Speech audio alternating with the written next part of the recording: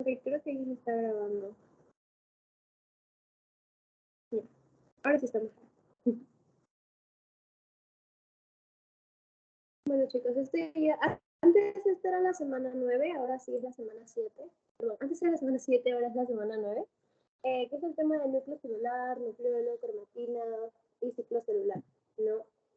Ya, como hemos visto, bueno, hemos visto parte del núcleo, no hemos visto en sí. Después de esto, después del núcleo sigue lo que es el dogma de la biología, ¿ya? Y bueno, es básicamente, bueno, sí se le dice el dogma de la biología, pero no es tan complicado.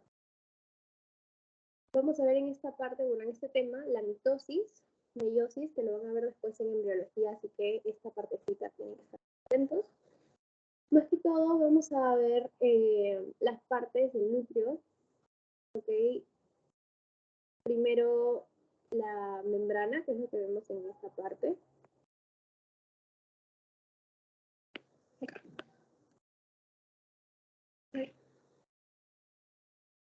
Bueno, tenemos acá en la cara externa del núcleo, alrededor del núcleo, como les había dicho antes, siempre tenemos al retículo endoplasmático. En este caso, como vemos a los ribosomas, es el retículo endoplasmático rugoso.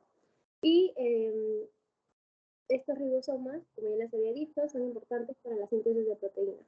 Fuera del núcleo tenemos a la envoltura nuclear, que es esta de acá, que está alrededor del núcleo, y es la carioteca, ¿no? Tiene canales que son los famosos poros nucleares, que son muy chiquititos, ya no sé si ahí los pueden ver, son chiquititos, y lo que se encargan, pues, es, por ejemplo, los ribosomas. Si quieren salir del núcleo, si quieren entrar, lo hacen gracias a estos poros nucleares, ya para el transporte. Bueno, es como una entrada, como una puerta. Y, por ejemplo, si una molécula de ARN ya quiere entrar, también lo hará por ahí, o si quiere salir. También tenemos dentro del núcleo al nucleoplasma, que es lo que está aquí, y es básicamente el citoplasma del núcleo. También la cromatina, que esto es muy importante, que son como estos como filamentos. Y tenemos dos tipos de cromatina, que lo vamos a ver en un ratito. Tenemos la heterocromatina y la eucromatina. También tenemos en la parte más interna al nucleolo, ya que es este de acá, que es el núcleo del núcleo, ¿no? Entre comillas. Y aquí es donde está el ARN y el ADN. ¿Ok? ¿Y para qué sirve este núcleo celular? La principal función del núcleo celular es controlar la expresión genética y mediar la replicación del ADN durante el ciclo celular. Todo lo que tenga que ver con el ADN es en el núcleo celular y esto lo encontraremos únicamente en las células eucariotas, pero en células procariotas el ADN se encuentra disperso en el citoplasma. Ok, como les había dicho, ¿qué tiene el núcleo? El citoplasma, ¿ya? Que es el jugo nuclear, la cromatina, que hemos visto que pueden ser dos tipos, heterocromatina o eucromatina, el nucleolo, ya el núcleo del núcleo entre comillas, y la membrana o envoltura nuclear, o también se le dice carioteca, ¿ya? Que también tiene poros nucleares. Entonces, en el núcleo se guardan los genes de forma de cromosomas durante la mitosis o meiosis, durante la mitosis, perdón, y también la cromatina durante la interfase. Y organiza los genes en cromosomas, lo que permite la división celular. Entonces, el resumen. El núcleo tiene una envoltura nuclear, una membrana externa, ya, un complejo de poro nuclear, por donde saldrán los ribosomas, por ejemplo, y una membrana interna. También tiene una lámina nuclear, ya, donde encontramos a la cromatina. La cromatina es la unión de ADN más histonas, que son proteínas histonas de tipo H1. Y tenemos heterocromatina y eucromatina. También tenemos el nucleolo y el nucleoplasma. Ahora, dentro de sus funciones más importantes son que controla la expresión genética y protege al ADN, ¿no? En este caso, toda mutación puede ocurrir pues a este nivel. Cuando un virus ingresa a la célula, ese virus va a afectar directamente al núcleo, ¿ya?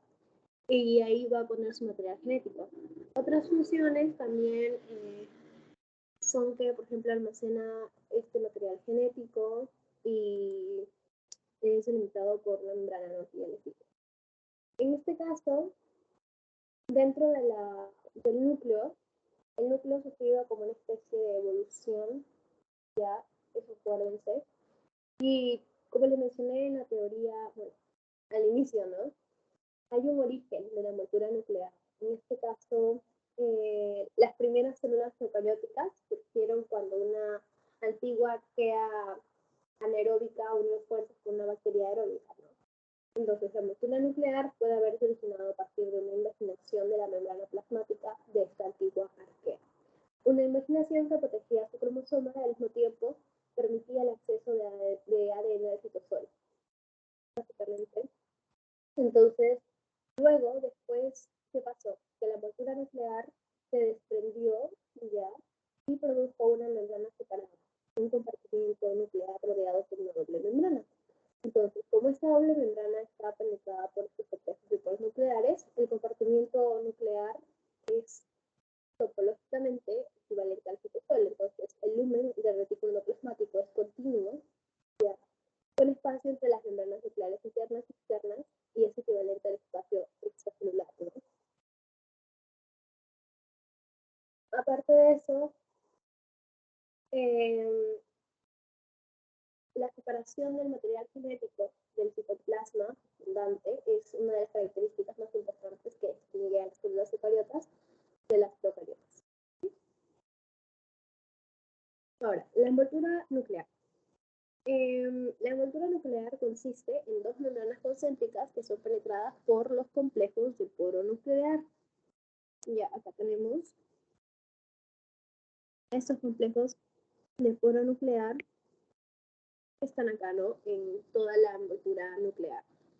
Y la envoltura nuclear consiste de dos membranas, pues tenemos la membrana externa, ya, y abajo a la membrana interna, ¿no? Membrana externa y membrana interna. Y estos son los complejos de poro nuclear. Entonces, como ven, la envoltura es continua con la membrana del retículo endoplasmático rugoso e interactúa con los ribosomas, ¿no? Que se encargan de la síntesis de proteínas. Y acá, bueno, acá no, acá hay otro más. Acá se ve mejor. Acá tenemos que este es el complejo de poro nuclear, el agujerito, ¿ya? Y arriba, continuo, el retículo endoplasmático rugoso, que es este de acá. ¿Y qué pasa en este retículo endoplasmático rugoso? Tenemos a los ribosomas que se encargan y acá están sintetizando las proteínas. Y acá tenemos el espacio perinuclear, ya, en el centro. Y lo que está debajo, esta malla, es la lámina nuclear, ya, que lo que hace es dar la estructura a la envoltura nuclear para que los poros nucleares se puedan ver bien ubicados, ¿no? Si la lámina nuclear no existiera, el núcleo no funcionaría, ¿ok? Porque lo que hace es unir los poros nucleares y también unir a la cromatina, que es lo que está debajo, ¿ok? Entonces, esa es su importancia. También está esta imagen, ¿no? Esta de acá, que es la de su teoría. La envoltura nuclear tiene su membrana nuclear externa. Estos son los complejos de poro nucleares. No, perdón, estos son los ribosomas. Estos son los ribosomas. Este sería el poro central. ¿Ya? Y esta es la canasta nuclear. Acuérdense de estas partes porque quizá parece que no es importante, pero yo he visto en exámenes pasados que han preguntado sobre una parte del núcleo. ¿Ok? Creo, si no me equivoco, fue de la canasta o del anillo, no me acuerdo. Pero bueno. Este de acá es el anillo nuclear. El anillo nuclear. Este es el espacio perinuclear. Y bueno, en este caso,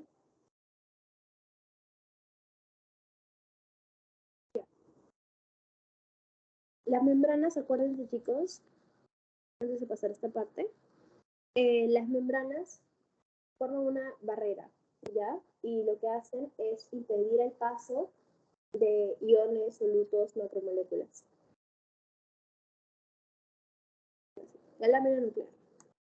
La lámina nuclear, la lámina, la lámina nuclear es una red proteica de filamentos intermedios. ¿De qué tipo? De tipo 5, ¿ya? Y constituye el núcleo esqueleto celular. ¿Se acuerdan del citoesqueleto? Ya, el citoesqueleto es un esqueleto que está en el citoplasma. El núcleo esqueleto es el esqueleto que está en el núcleo, ¿ya? Y lo que hace es una integridad mecánica y posicionar, ubicar a los complejos de poros nucleares. Y aquí está. Esta como mallita que está acá, esta es la lámina nuclear, ¿ya? Y lo que hace es sostener a estos complejos de poro nuclear que tenemos por aquí. Entonces da un soporte estructural, ¿no? Esa es su importancia. Lo que hace es hacer que el núcleo tenga su forma esférica, ¿ya? Y permitir pues el montaje y desmontaje de la envoltura nuclear durante la división celular. Interviene también en la replicación del ADN, en la transcripción de ADN, apoptosis, ya, muy importante. Y sobre todo acuérdense de los filamentos, ¿no? Tenemos en una célula epitelial a las integrinas, las lamininas, ¿ya? Ahora, las láminas nucleares son las más antiguas y ubicuas en las células animales, ya que es el filamento tipo 5. Acuérdense. ¿Se acuerdan de los otros filamentos? También teníamos clase 1, clase 2, clase 3, clase 4. La clase 1 y la clase 2 están en células epiteliales. La clase 3 son la desmina, la vimentina, que están en las células gliales del sistema nervioso. Y los filamentos intermedios de tipo 4 están en las neuronas, ya en el axón. Y bueno, en los tipos celulares, en la envoltura nuclear, están las proteínas de la lámina A, B y C. Lámina A, lámina B y lámina C. ¿Okay? Que son los filamentos, las proteínas de los filamentos intermedios de tipo 5. Recuerden esa partecita. Y las láminas, pues, difieren significativamente de los filamentos intermedios de varias maneras, ¿no? Porque son intranucleares, tienen dominio de varilla y surgen por empalmes alternativos y modificaciones posttraduccionales complejas. En este caso, la lámina nuclear se adhiere a la cromatina a través de los complejos de Link, ¿ya? Un complejo de Link es una proteína que contiene el complejo de Link. Es una proteína, como les digo, que contiene el dominio SUN, que interactúa con las láminas y se extiende a través de la membrana nuclear interna. Ya una proteína que contiene el dominio CASH, que interactúa con una proteína que contiene el dominio SUN en el espacio perinuclear y cruza la membrana nuclear externa para interactuar con los componentes del citoesqueleto. Entonces, acuérdense. Complejo Link consiste en dominio SUN y dominio CASH. ¿Ok?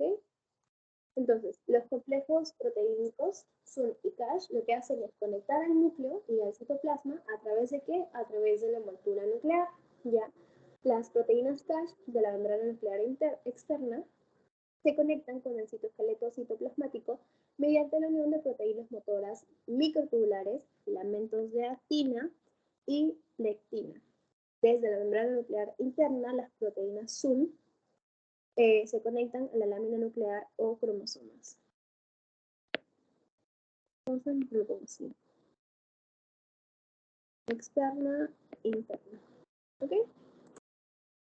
Ahora, dentro de las proteínas integrales de la lámina nuclear interior, varios centenares de proteínas de membrana integral están asociadas con la membrana nuclear interna, más que todo de una manera específica del tejido. Entonces, tenemos al LBR, que es el receptor de lámina B, al LAP2, que es la proteína asociada a la lámina, a la hemerina, al MAN1 también, y a SUN.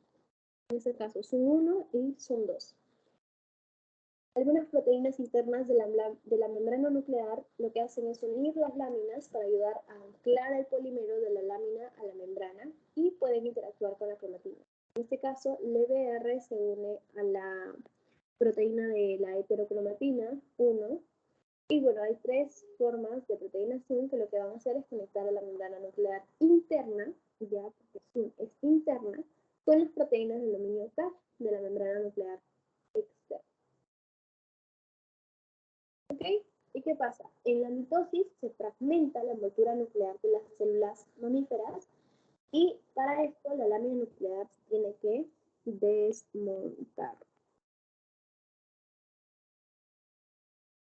¿Y qué pasa? En este caso, en la profase, las láminas se fosforilan en los dominios de cabeza y cola por la quinasa mitótica, en este caso CDK1, que lleva al desmontaje de la lámina, ¿no? Las láminas de tipo A y B se comportan de manera diferente.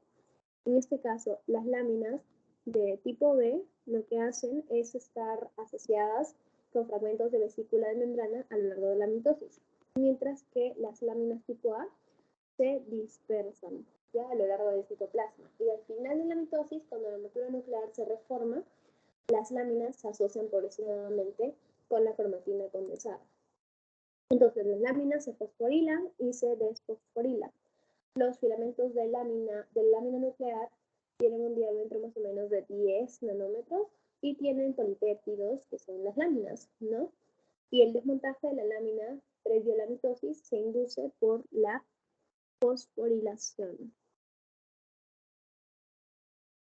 Y en la mitosis tardía, o sea, en la telofase, se eliminan los fosfatos por fosfatasas específicas, lo que hace que se reensamblen las láminas, ¿no?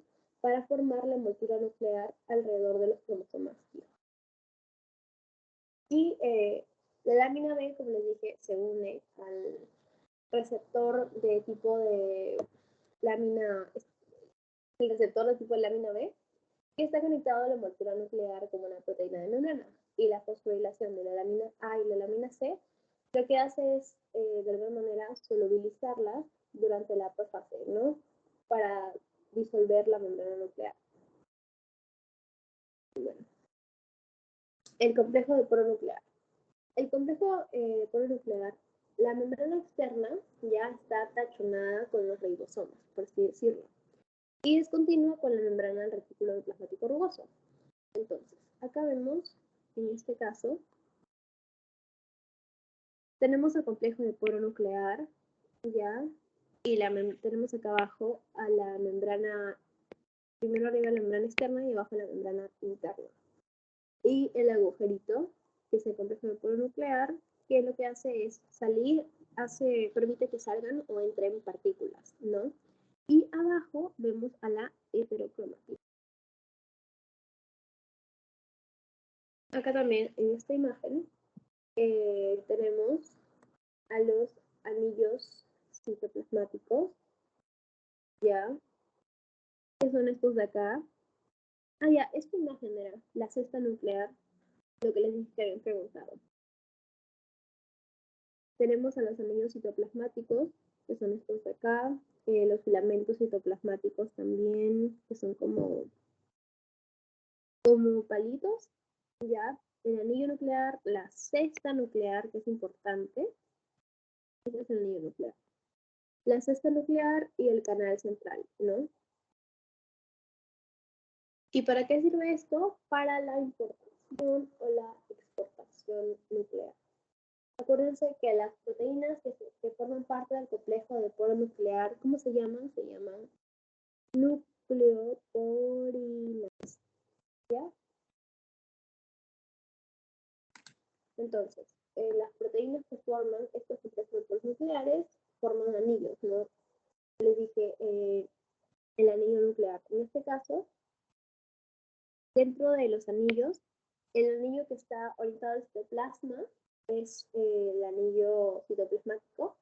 El radial es el que está situado en el espacio que deja la envoltura nuclear y es el responsable de anclar el complejo de polo nuclear a las membranas de la envoltura nuclear. Entonces es el anillo radial.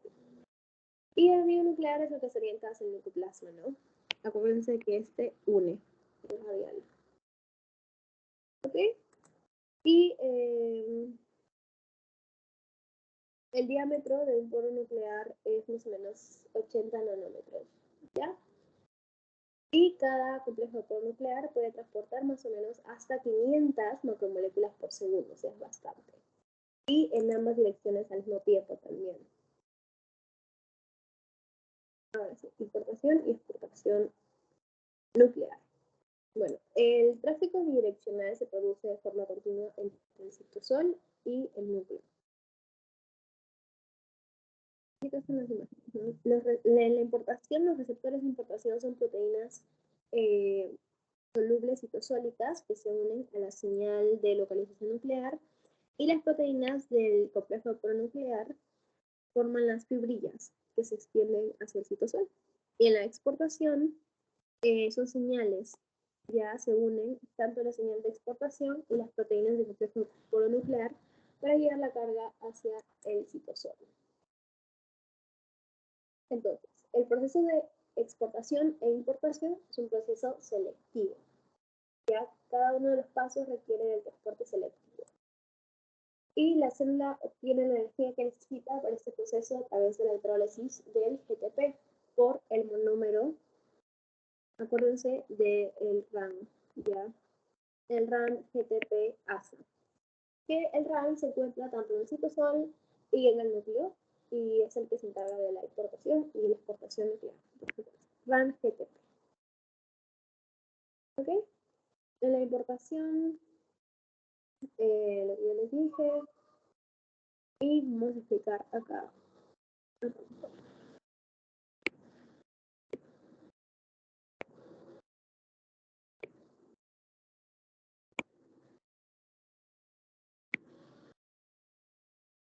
Hoy no puedo borrarlo. Bueno, no importa. A ver, primero exportación, ya que está acá. En la exportación, acuérdense, bueno, no, mejor primero la importación. Para la importación, para que una partícula se pueda importar al núcleo, para que pueda entrar ya, necesita una proteína que se llama importina. Ignoren esto por el momento, solamente acá. Para que una proteína pueda entrar necesita de una importina. ¿Ya? Y esta importina, gracias a la señal de localización nuclear, va a captar la sustancia que quiere ingresar. ¿Okay? ¿Y qué pasa? En este caso, pues, supongamos, vamos a decir que quiere entrar una ARN, una ARN polimerasa, ¿no? Quiere entrar al núcleo, pero para eso necesita un promotor. Entonces, el promotor va a ser, pues, la importina. Entonces, estos entran al núcleo. ¿Y qué pasa acá cuando entran? Pues, tenemos acá a la importina y a la molécula, ¿no? Que es la ARN polimerasa. ¿Y qué pasa? La ARN polimerasa con la importina no se pueden desligar por sí solas. Necesitan de lo que les acabo de mencionar un rato, ¿no? Necesitan de su mejor amigo, el RAN GTP, que es el que se encarga de todos los procesos de importación y exportación. Gracias a este RAN GTP, lo que va a pasar es que este se va con la importina y se desliga la ARN polimerasa. Entonces la ARN polimerasa va a estar por acá porque se desliga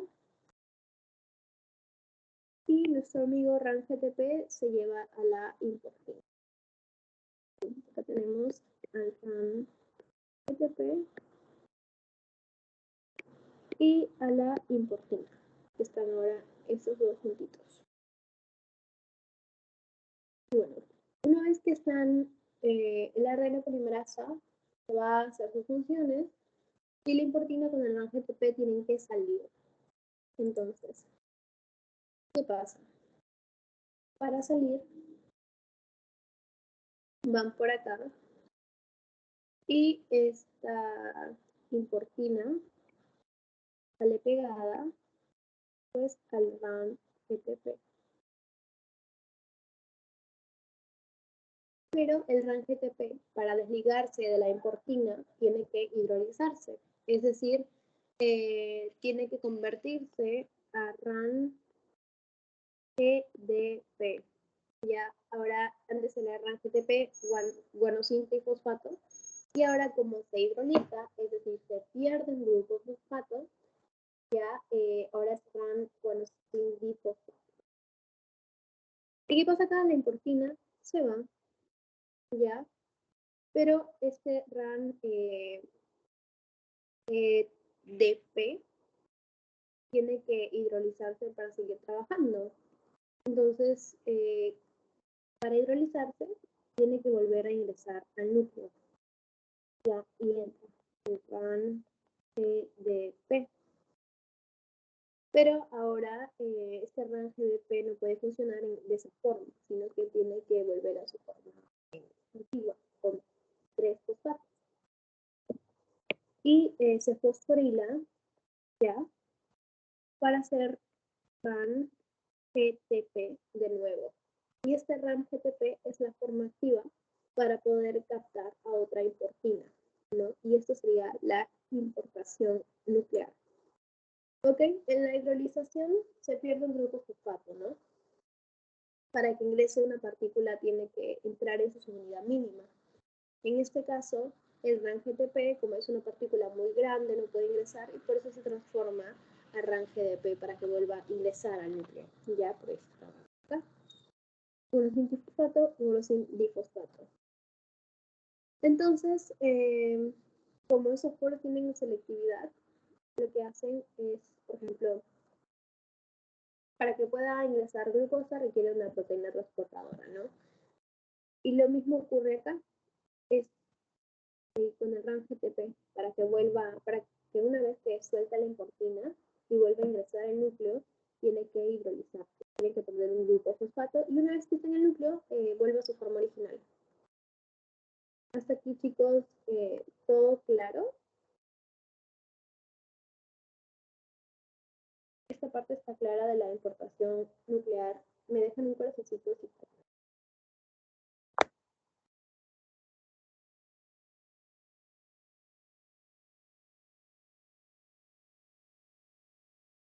solo veo un corazoncito. Si quieren que la vuelva a repetir, si quieren que la repita, me avisan. Me dejan una carita de sorprendido. Si está todo bien, me dejan un corazoncito.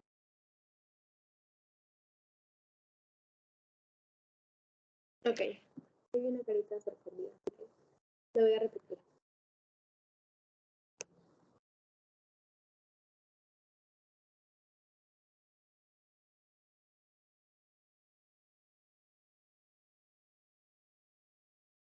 Ya. Ahora sí, ya lo logré borrar. Bueno, como les decía, para la importación nuclear, ya, tenemos primero a una importina. ¿Y qué va a pasar? Esta importina tenemos a una molécula que lo que quiere hacer es entrar al núcleo. Para que entre al núcleo necesita una señal, lo que les dije. En este caso, de la señal de localización nuclear. Con esta señal de localización nuclear va a entrar al núcleo y tenemos acá a la importina y tenemos a la molécula, ¿no? Al ARN polimerasa. Y una vez que entran al núcleo, quien va a permitir que la molécula que quería entrar se libere y ande por el núcleo a realizar sus funciones es el RAN GTP. El RAN GTP lo que hace es que la molécula se desligue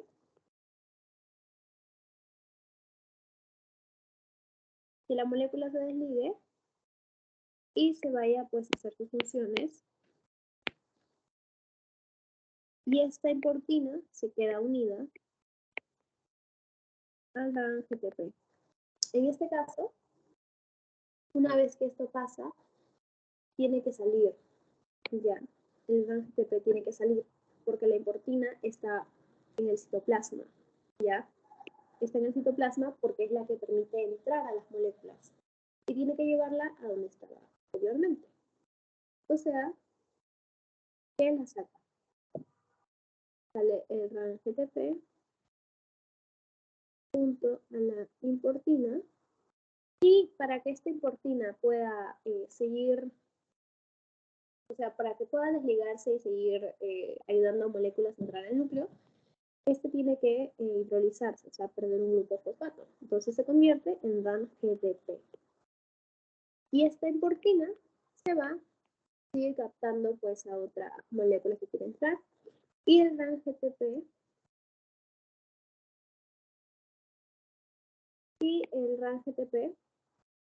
se... Y el RAN queda como RAN GDP, ya, porque ya se liberó este RAN GTP que estaba acá junto con la importina.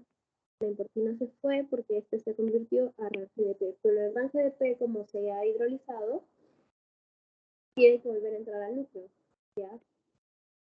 Entra al núcleo como RAN GDP y una vez que está en el núcleo va a poder fosforilarse, o sea, ganar un grupo fosfato y va a poder seguir siendo RAN GTP, que es su forma que le permite pegarse a otras importinas, ¿ya? Es como estaba antes, ¿no? Te permite pegarse a otras importinas para que pueda seguir el proceso de importación nuclear. ¿Ok?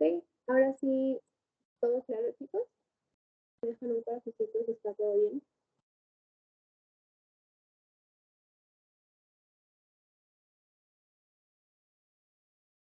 Ok. Y ahora hemos visto la importación y toca la exportación. Para la exportación ya no tendremos a una importina, ahora será una exportina, ya porque exportación es salida. Entonces tenemos acá a nuestra exportina, ya, que está unida a una molécula que quiere salir. Digamos que una subunidad del ribosoma 60S, ¿no? Quiere salir y para salir, pues necesita del RAN, ¿ya? Tenemos en este caso acá al RAN GTP, que es la forma activa. Y como necesita salir, va por los poros, va por el poro nuclear, ¿ya? Y ellos tres salen.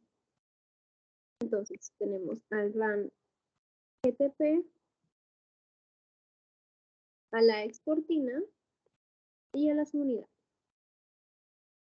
que ya salieron. Entonces, para que se separen, porque salieron y les toca separarse, este RAN GTP se tiene que hidrolizar.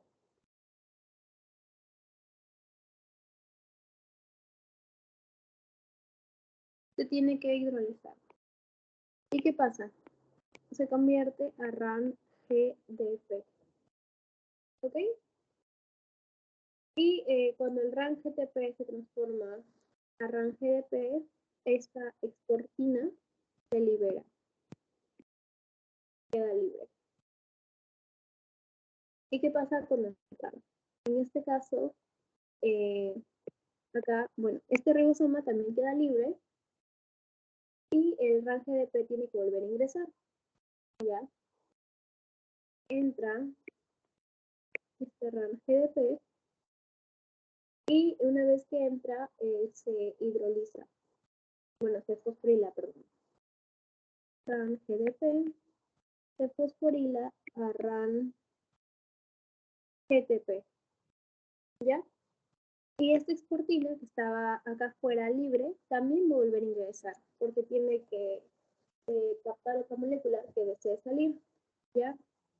Y bueno, esa sería la exportación. Hasta aquí, ¿todo bien? O lo vuelvo a repetir.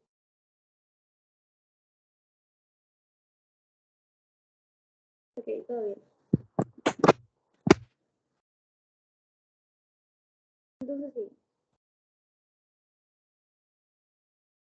Luego de la importación y exportación nuclear, ya. En la exportación, como les digo, también tienen una señal de exportación, que no les puse señal de exportación. Y tal como siempre el rango que Disculpen chicos que estoy un poquito mal de la garganta. Por eso me va a estar bueno. Dentro de la cromatina y los cromosomas, bueno, la parte más interesante, son estructuras donde encontraremos el código genético. Aparecen donde? Al principio de la mitosis, ¿ya? Y desaparecen cuando la división celular ha terminado. Pero para esto primero encontraremos pues al ADN, ya con su estructura de doble hélice. Y el ADN tiene una cadena de doble hélice. Digo que se enrolla y forma a los nucleosomas, que son estos de acá, nucleosomas. Y estos forman a las proteínas histonas, ya que son estos de acá. Y estas son las histonas. Histonas, proteínas de tipo H1, ya. Y acá está que va a formar las histonas, las fibras de cromatina. ¿Ok? Y esta cromatina se sigue enrollando hasta formar un cromosoma. Entonces, acuérdense. ADN, nucleosoma, histona, cromatina, cromosoma. Esa es la secuencia. Entonces, el ADN, que mide más o menos 2 metros, se acomoda este núcleo, ¿no? Se acomoda formando este núcleo, bueno, este nucleosoma, que luego se acomoda para formar una fibra condensada, que son las histonas, ¿ya? Y estas histonas forman luego la cromatina, que va a formar a los cromosomas. Esa es la secuencia. Entonces, el ADN, el ácido desoxirribonucleico, y las proteínas forman la cromatina, ¿ya? ADN más proteínas. Y las principales proteínas de las cromatinas son las histonas. Las histonas son pequeñas proteínas que tienen una alta proporción de aminoácidos básicos. ¿Cuáles son los aminoácidos básicos? Arginina, bueno, los que ella tiene, ¿no? Arginina y lisina. Después, en la siguiente clase, si no me equivoco, vamos a ver todos los aminoácidos y todo. Los aminoácidos básicos, ¿no? Valina, arginina, lisina, leucina, todo eso. Y bueno, existen 5 tipos de histonas, ¿ya? Entonces, la cromatina es la unidad básica estructural. Bueno, la unidad básica estructural de la cromatina es el nucleosoma. ¿Bien? Y el núcleo del nucleosoma está formado por un octámero constituido por 2 unidades de las siguientes histonas, ¿no? Tenemos H2A, H2B, H3 y H4, básicamente. El nucleosoma tiene un nucleosoma tiene un núcleo proteico que está compuesto por 8 moléculas de histonas, ¿ok? Acuérdense de esto. Y en las fibras del ADN tienen esta doble cadena que cuando se junta con las histonas genera los nucleosomas. Y tenemos 2 tipos de heterocromatina, eucromatina, heterocromatina. ¿Qué pasa acá? En este caso, tienen que saber la diferencia. La heterocromatina ya está alrededor del núcleo, la heterocromatina, y es inactiva, ya. Es la más condensada, se localiza en la periferia, como les digo, y la eucromatina es al revés. La eucromatina está dentro, está dispersa por el núcleo, es activa, ya, y es menos condensada. Ok, entonces, heterocromatina más condensada, eucromatina, bueno, menos condensada, menos denso, ¿sí?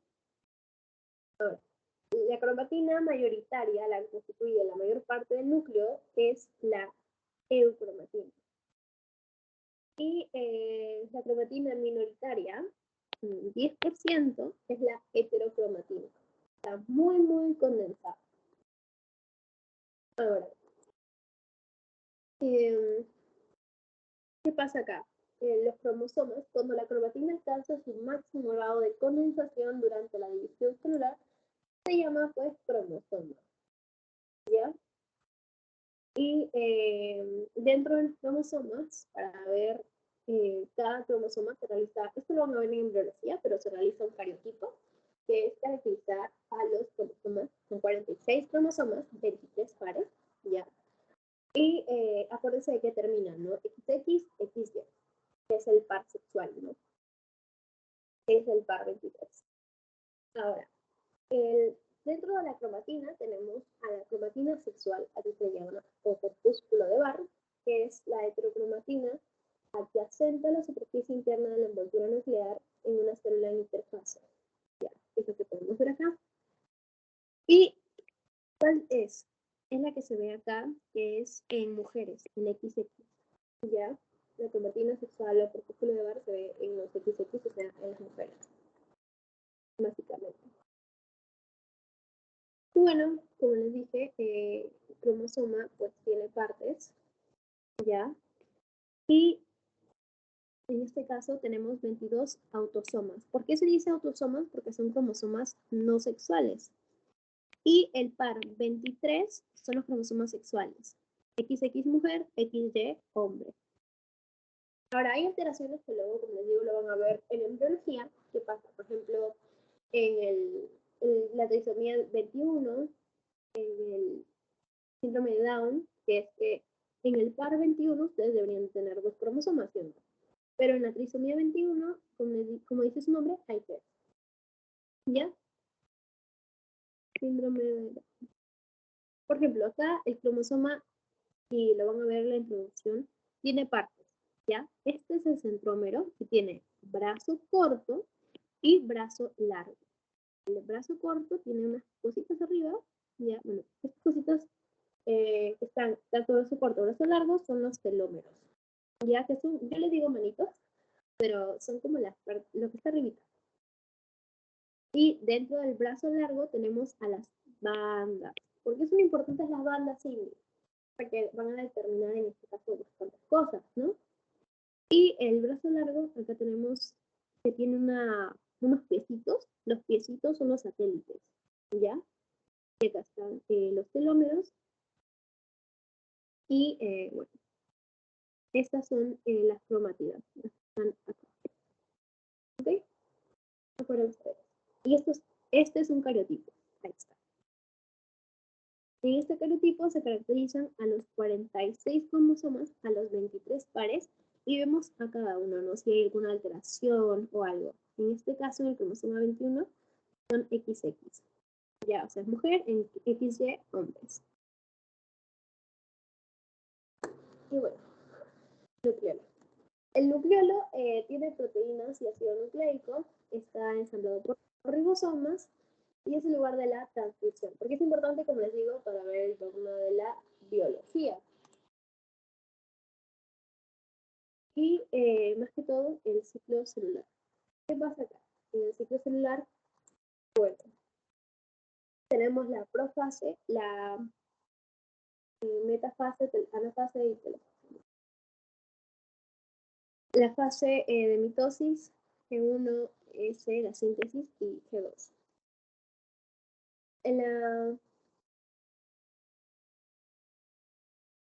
En la interfase, bueno, hay dos fases, interfase y división celular, ¿no? Que dentro de la división celular es la fase más corta, que es la mitosis, y el inicio del ciclo se da en la interfase. Luego viene la fase G1. En la fase G1 es el periodo de crecimiento general.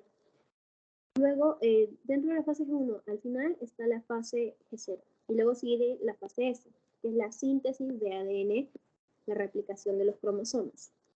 Y ya la penúltima fase es la fase G2. Y la última es la división celular, que es la mitosis. ¿Ya? Acuérdense de eso. Interfase, mitosis o división celular. Interfase tiene G1, fase S y fase G2. ¿Ok? Hasta aquí, chicos, ¿todo claro? Si está todo claro, me dejan su corazoncito, please, para pasarles el post-test. O si quieren que repita algo normal.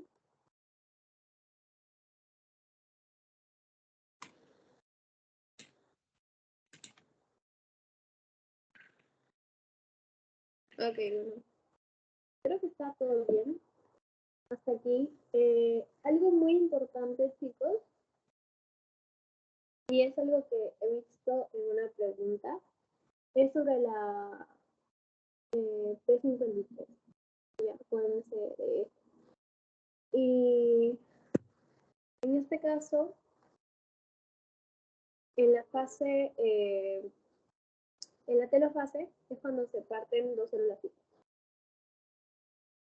Y el resto ya se los dije, ¿ok? El punto de control es el G1, ya es el control, que detecta, bueno, puede detener la progresión de la célula a través del ciclo celular. Y como les digo, después de eso, la P53 es la proteína que regula la expresión de muchos genes que afecta al ciclo celular. Ahora sí, voy a dejar de grabar para pasarles el post.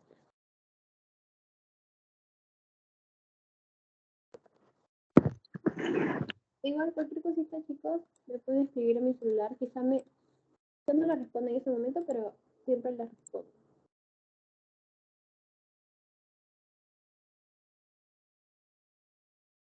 Así que les paso el post, se los paso por el grupo de WhatsApp.